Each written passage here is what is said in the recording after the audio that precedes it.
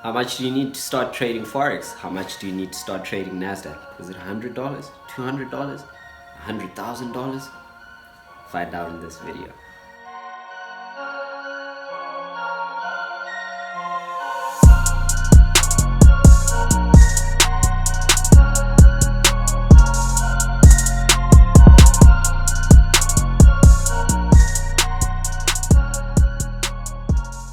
Hello and welcome to the Pine Street Capital YouTube channel where we talk all things trading and investing.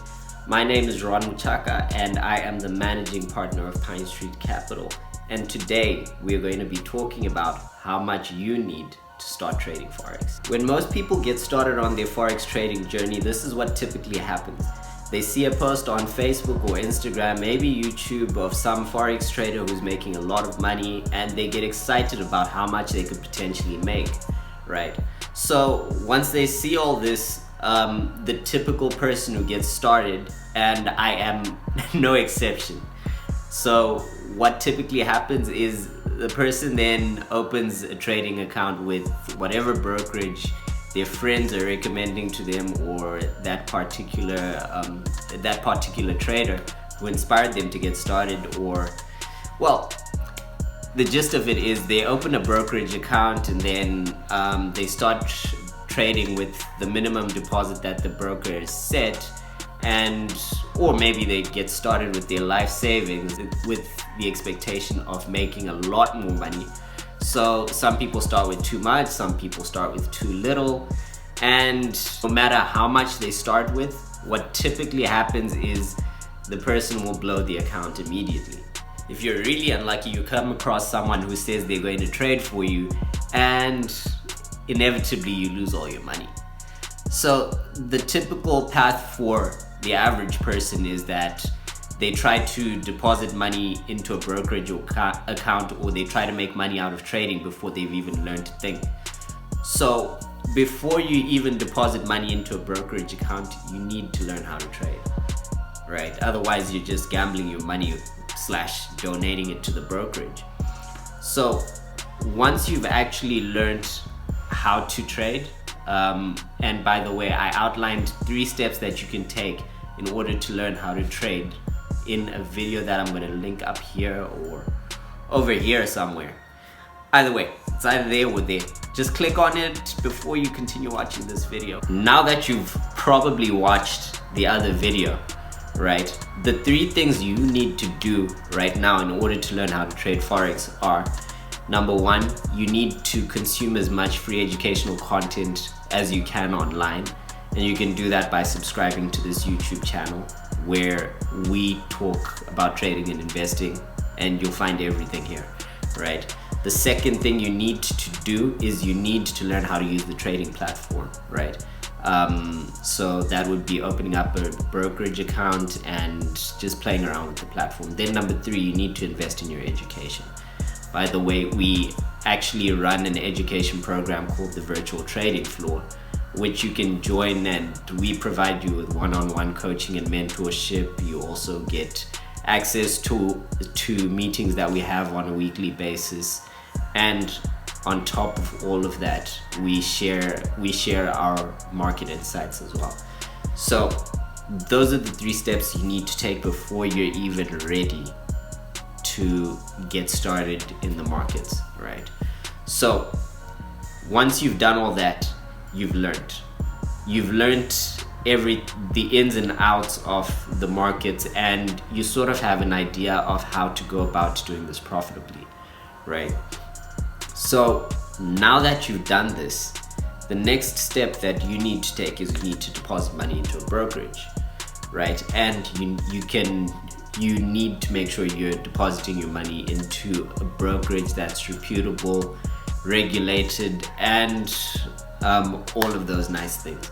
By the way, you can find a list of the brokers that we prefer to trade with down in the description below. So these brokers will typically have a minimum deposit. Some have no minimum deposit, some have $100 minimum deposit, and it also depends on the type of account that you want to open with that brokerage, right? So once you've opened up your account, the amount that you need to start trading with will depend. And you need a coach or a mentor to help you in getting to the amount that you start with. So this will typically, it'll be different for everyone. You can't deposit so little that a loss won't make a difference to you, you know. Say for example, if you're someone who makes, call it 100,000 Rand a month, and you deposit say 1,000 Rand, no, in fact 500 Rand into a trading account, and you know, on each trade that you're taking, you're risking say 5 Rand. You know, the losses don't mean that much to you, so sometimes you forget you're in a trade. It's almost the same as trading a demo account if the money doesn't mean a significant amount to you. But at the same time, it can't be so much that, you know, this money is like your life savings, or it's your rent money, or it's money that you need to eat. Going back to the main point, the actual amount will be different for everyone, right? So because the amount is different for everyone, then there are 3 main things that you need to consider when deciding how much you need to make as your initial deposit. So the first thing that you need to consider is what instruments you're going to trade, because some instruments like say for example indices, if you're trading Nasdaq, if you're trading US 30, if you're trading DAX, then typically you're going to need more money in order to take positions in those instruments, because with the minimum position size that you're trading Nasdaq with, it's, by the time you set your stop loss, it's a significant amount of money that you'll be losing. Typically, say if you're looking for a 50-point stop loss on Nasdaq, right? That's a minimum with the typical broker of about $50 in risk that you're taking, you know. And if you're taking $50 in risk, then, and you've got a very small account, then that's a huge chunk of that, right? So maybe you might need a bit more ammunition for that, so a few $100s there. Then if you're trading currencies, right? Currencies, you typically need less money, because at the minimum lot size, say for example with a currency pair like Euro USD, right? If your stop loss is say 20-50 pips away, right? 20 pips at the minimum lot size is $2 risk, which to most people would be manageable, right? So that's usually why I'd say if you've got less capital, probably stay away from the indices and try trading the currencies. Then with commodities and commodities, you typically need a larger deposit as well. So if you're just starting out, I'd say try out currencies if you don't have that much money set aside for trading.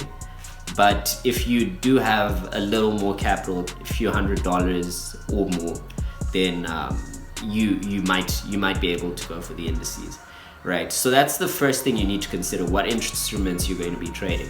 The next factor you need to consider is what time frame you're going to be trading these instruments on.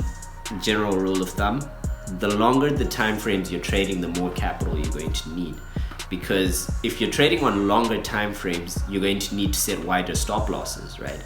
And because you need to set wider stop losses, that essentially means you need more capital to stomach those losses. Okay, so that is time frames. That's the second point. Now the last point is you need to trade with an amount that you can afford to lose, right? If you are trading with scared money is dead money. So as a general rule of thumb, what I'd say is you need enough capital to withstand at the very least 10 consecutive losses, right? And because you've probably gone through the educational material, you know losses are going to happen in trading. So you need to have enough capital so that you can still stay in the game after you've had a lot of consecutive losses, because winning streaks happen, but so do losing streaks. So if you have enough capital to withstand 10 consecutive losers, which depending on your strategy, with most strategies, that is quite unlikely to happen. But if, for example, your risk per trade is $10, right? If you're risking $10 on every single trade, say you're trading Euro USD and you have a 20 pip stop loss typically, and with that 20 pip stop loss, you're trading a 0.05 lot size. That's right? Yeah, 0.05 lot size. And with that, you're risking $10. So if you can withstand 10 of those $10 losses, right? What does that equal? That's equal to $100, because 10 losses at $10, 10 times 10 is $100, right? If you are risking, say, $20 per trade, say you're trading Nasdaq, you're trading on a very small time frame, and you're typically risking 20 points on Nasdaq. 20 points on Nasdaq is the equivalent of, well, at the minimum lot size, that with some brokerages, the minimum lot size will be 1 lot for Nasdaq, and that will also be the equivalent of 0.01 with some brokers. What I actually mean by this is the minimum lot size with most brokers is $1 per point on Nasdaq. So risking $1 per point and having a 20 pip stop loss is $20, right? So if your stop loss is $20 on one trade on Nasdaq, then you're going to need enough capital to take you for at least 10 trades, and that is $200. $200 is the minimum that you need in order to trade Nasdaq if your stop losses are 20 points. But if your stop losses are 50 points, then you're going to need $500. So I'd typically, if I were you, I would multiply my minimum, well, my risk per trade by 10 in order to get the minimum capital required. But I am a lot more comfortable at 20 trades. So I'm a lot more comfortable when I have enough capital to withstand 20 consecutive losses, because of the mere fact that 20 consecutive losses is very, very, very unlikely. It's not impossible. Not impossible, by the way. Anything is possible. You can have 20 consecutive winning trades, and you can have 20 consecutive losing trades.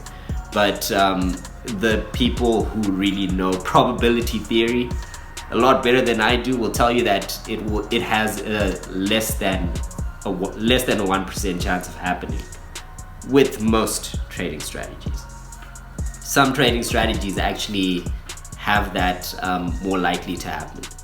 So for me personally, what I prefer is, if I'm taking, say, $10 per risk on a trade, then I need enough ammunition for at least 20 trades. So that's $10 times 20, $200 would be what I need at the very minimum. Long story short, how much do you need to start trading Forex? How much do you need to start trading Nasdaq? The answer for most people would lie between 100 and 500 US dollars.